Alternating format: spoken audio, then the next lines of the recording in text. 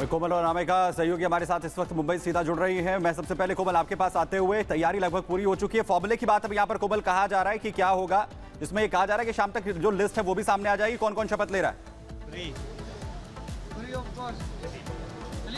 बिल्कुल, देखिए शाम में वर्षा में जो है एक बैठक होने वाली है। उसके बाद जो है कई हद तक जो है तस्वीर जो है पूरी तरह से साफ हो जाएगी कि कैबिनेट विस्तार को लेकर के भी यहाँ पे बातचीत होगी, पोर्टफोलियो को लेकर के भी बातचीत होगी। लेकिन एक पेज अभी भी ये भी फंसा हुआ है कि आखिर डिप्टी सीएम कौन होगा। हाँ, अभी जस्ट आपको तस्वीरें दिखाई थी कि देखिए यहाँ से चूंकि देवेंद्र फडणवीस का काफिला जो है वो राजभवन से निकल गया है, अब वर्षा की ओर जा रहे हैं। राजभवन से वर्षा की बात करें तो ज़्यादा डिस्टेंस नहीं है, तो ऐसे में अब वो वर्षा बंगलो जाएंगे। एक नाथ शिंदे का वो बंगलो है जहाँ पर चर्चा हो सकती है, पोर्टफोलियो को लेकर के भी चर्चा हो सकती है। मंत्री पद बंटवारे की बात करें तो देखिए इसके पहले भी हमने जिस तरह की तस्वीरें दिखाई थी, बताया था कि लगातार जो है बयानबाजी जो है वो बीजेपी के नेताओं की तरफ से भी इसे लेकर के देखने को मिल रही है कि हर 20 से 22 विधायक पर एक मंत्री होगा। तो ऐसे में ये कयास लगाए जा रहे हैं कि करीब भाजपा के जो है 24 जो मंत्री हो सकते हैं। इसके साथ ही साथ अगर हम एक नाथ शिंदे गुट की तरफ से बात करें तो उनके जो है 12 मंत्री, 11 से 12 मंत्री हो सकते हैं। और वही तीसरी तरफ अजीत पवार की बात करें तो अजीत पवार के जो है 8 से 9 मंत्री जो है उनके गुट से हो सकते हैं। तो मंत्री पद को लेकर के यही एक फॉर्मूला जो है ये तय होता हुआ नजर आ रहा है। हालांकि तस्वीर जो है वो जब महायुति की बैठक होगी उसके बाद साफ हो पाएगी, लेकिन अभी तक तो कहा यही जा रहा है कि सब कुछ फाइनल है और कुछ देर के बाद इसका भी ऐलान कर दिया जाएगा कि वो फॉर्मूला आखिर क्या है। अनामिका के पास भी अब यहां पर चलेंगे, लेकिन आखिरकार 11 दिन के बाद वही हुआ है जिसके कयास लगातार लगाए जा रहे थे।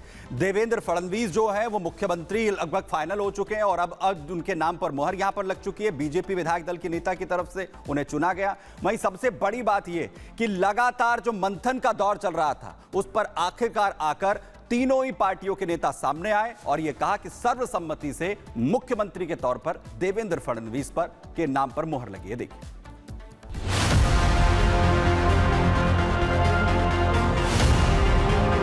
मैं समंदर हूं, लौट कर वापिस आऊंगा। श्री देवेंद्र सरिताताई गंगाधरराव फडणवीस, माननीय देवेंद्रजी, आदरणीय देवेंद्रजी फडणवीस यांचा प्रस्ताव मांडलेला आहे। देवेंद्र फडणवीस साहेब यांचा जो प्रस्ताव मांडलाय त्याला मी अनुमोदन देतो।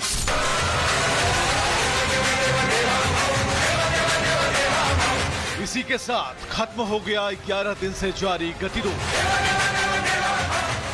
खत्म हो गई सीएम पर कयासबाजी।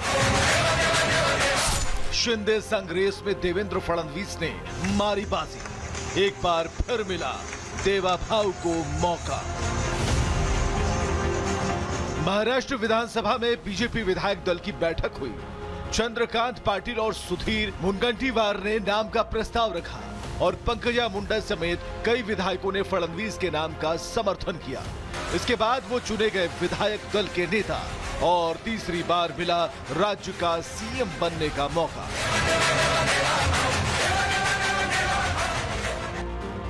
सर्वानुमते यानी कि सर्वसम्मति से देवेंद्र फडणवीस जी को पार्टी के नेता के रूप में घोषणा करता हूं और नेता घोषित करता हूं। नवनिर्वाचित विधिमंडल के नेता के नाम में देवेंद्र फडणवीस जी का मेरा बधाई और विधायक दल का नेता चुने जाने के साथ साथ तीसरी बार सरकार बनाने का मौका मिलने पर फडणवीस ने सभी का आभार जताया। आपल्या सर्वांचे मी आभार मानतो की आपण एकमताने या ठिकाणी विधिमंडळ गटाचा नेता म्हणून माझी निवड केली की यावेळची निवडणूक एक अतिशय ऐतिहासिक अशा प्रकारची निवडणूक राहिली आहे। मोदीजींच्या नेतृत्वामध्ये देशामध्ये विजयाची मालिका आणि महाराष्ट्राने जे मॅन्डेट या ठिकाणी आपल्याला दिलेला आहे यांचे देखील मी अतिशय मनापासून आभार मानतो। साफ हो गया कि फडणवीस का राज तिलक होगा। तीसरी बार राज्य की कमान मिलने के बाद फडणवीस का 5 साल पहले का बयान एक बार फिर से सोशल मीडिया पर ट्रेंड में है। लौट कर वापिस आऊंगा।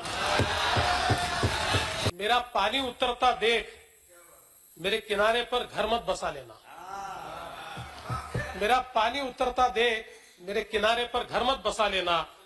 मैं समंदर हूं, लौट कर वापिस आऊंगा। साल 2019 में देवेंद्र फडणवीस ने ये लाइन कही थी। अब जब देवेंद्र फडणवीस सीएम के लिए चुन लिए गए हैं, तब 5 साल पुरानी वही लाइन बिल्कुल सही साबित हो रही है। देवेंद्र फडणवीस महाराष्ट्र की सियासत में पूरे रुतबे और दबदबे के साथ लौट आए हैं। कुछ अटकलों के चलते भले फडणवीस थोड़े बेचैन हुए, लेकिन अपने इरादों पर अडिग रहे। उन्होंने सीएम पद की रेस में सरेंडर नहीं किया और आखिरकार सीएम रेस वाली बाजी अपने नाम कर ली।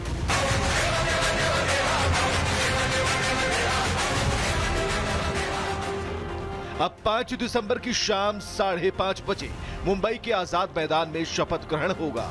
फडणवीस तीसरी बार महाराष्ट्र के सीएम पद की शपथ लेंगे। महाराष्ट्र में महायुति की नई सरकार के गठन से पहले मंत्री पद के नामों को लेकर चर्चाएं तेज हो गई हैं। बीजेपी और शिवसेना के संभावित मंत्रियों की लिस्ट सामने आई है, जिसमें बीजेपी की तरफ से 17, एनसीपी के 7 और शिवसेना के 7 मंत्री पद की शपथ ले सकते हैं। शपथ समारोह को ऐतिहासिक बनाने के लिए महायुति के नेता एक साथ तैयारियों में लगे हैं। शपथ ग्रहण समारोह में प्रधानमंत्री नरेंद्र मोदी, गृह मंत्री अमित शाह, पार्टी अध्यक्ष जेपी नड्डा समेत केंद्र सरकार के कई मंत्री, बीजेपी शासित राज्यों के मुख्यमंत्री, डिप्टी सीएम समेत कुल 70 वीवीआईपी शामिल होंगे। इसके अलावा 400 से ज्यादा साधु संतों को न्योता भेजा गया है।